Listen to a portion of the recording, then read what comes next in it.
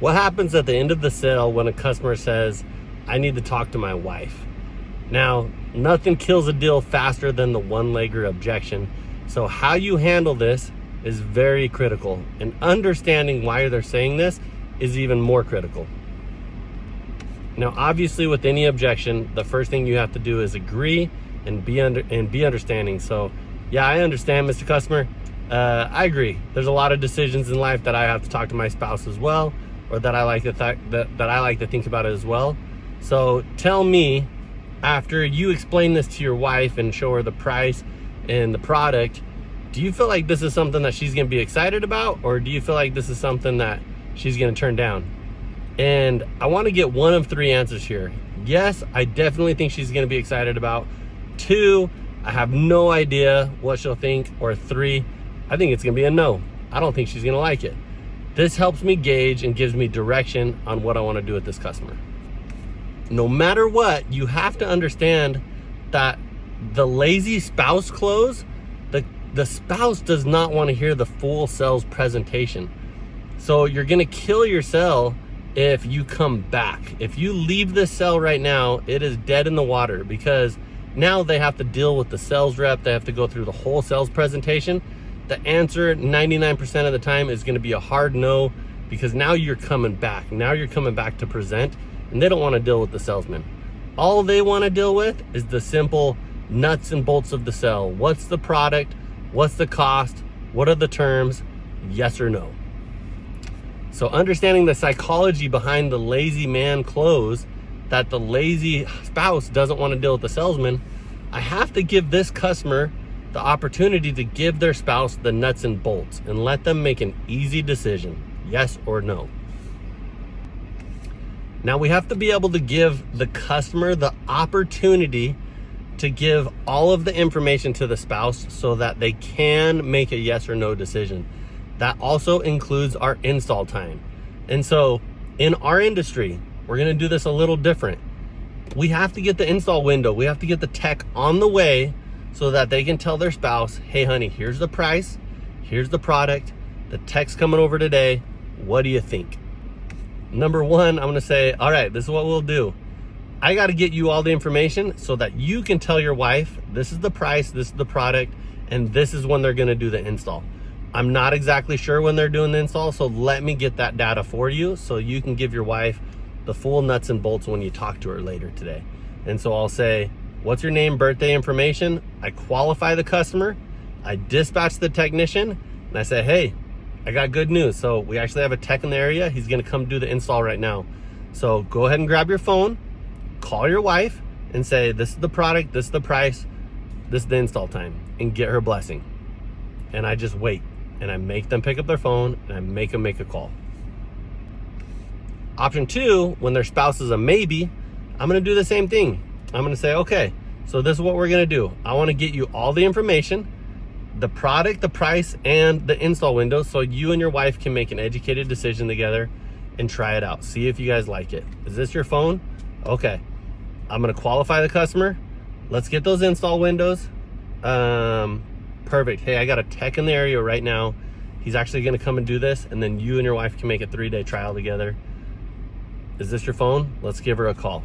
And it's so funny how your customers will be your puppets. They'll pick up the phone, they'll make a phone call, and it's sometimes a 1-minute phone call, yes or no. Sometimes it's a 3-minute phone call. I have to get on there and I have to talk about it. It's a yes or no. The third scenario is the I don't know about my husband or wife. I don't know what they're gonna think. Well, we're bold. This is our industry. It's time to be bold. I'd rather get a hard no now than a maybe and set up a return appointment for tonight at 8:30, 9 o'clock, and then I come back and they don't even answer the door. Nobody wants to deal with that. So let's get the no out of the way right now. So I'll say, hey, I want you to have all the information. I want you to have the product, the price, and the time. Let me see what time we got. What's your name? What's your birthday? Cool. Hey, I got good news. We got a tech in the area today. So he's gonna come over right now and do this. You'll see their face kind of react. They'll be like, well, I gotta talk to my spouse.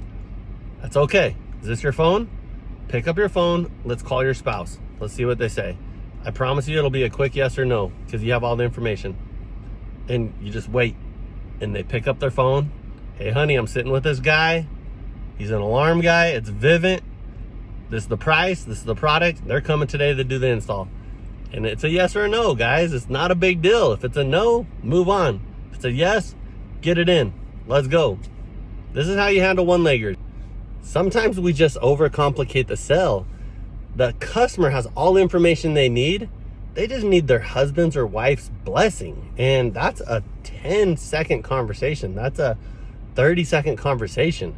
And it's you have all the information. I know you just don't want to sleep in the doghouse tonight, so you're running it by the wife. And of course she's going to say yes, because this is ultimately your decision, or wife to the husband, whatever it is. Point out the phone, make your customer make a phone call, and get the blessing now. They don't need to leave your site. You don't need to leave the sale for them to not have the conversation. That's what's going to happen if you leave the sale. They don't have the conversation. The emotion is gone. You don't get the sale. Pick up the phone, make the call, close the deal. Now, for the big Friday Monster Saturday, we've had so many people dominating Fridays and Saturdays. Audrey Giberson's won it twice. Greg Jacobson did 6 on a Friday. Audrey did 8 on a Saturday. We've had some big winners with this big Friday Monster Saturday. Individual winners. I want to see team winners. I don't want to see individuals anymore. So we're going to change it up the next 4 weeks. And we're going to have 2 team winners. What team can step up on Friday and Saturday against the competition? So we're going to take the teams Monday through Thursday. I'm going to split them in half Thursday night. Friday morning, we're going to have the top tier teams versus the top tier teams. The most EFP between Friday and Saturday wins the incentive. And I'm going to post the incentive right after this. The bottom half of the groups Monday through Thursday will be competing against one another. Again, whoever has the biggest Friday, biggest Saturday as a team in EFP, get the team activity, get the money to go do a team activity and to celebrate a win together. So it's not enough to do it as an individual anymore. Now it's time to take the entire team with you. Pump out accounts on Friday. Late appointments Friday night are scheduling out for Saturday morning. So we have a lot of momentum on Saturday. Everybody on the doors before 10 o'clock on Saturday. And we're absolutely going ham on Saturday. Every team on here has the capabilities to do 20 plus on a Saturday. But your team's got to want to do it. Your team's got to want to win it. And everybody's got to put up their account. So here's the competition. Top tier teams versus top tier teams. Bottom half of our partnership versus bottom half of our partnership. Going head to head, big Friday, Monster Saturday. Let's go.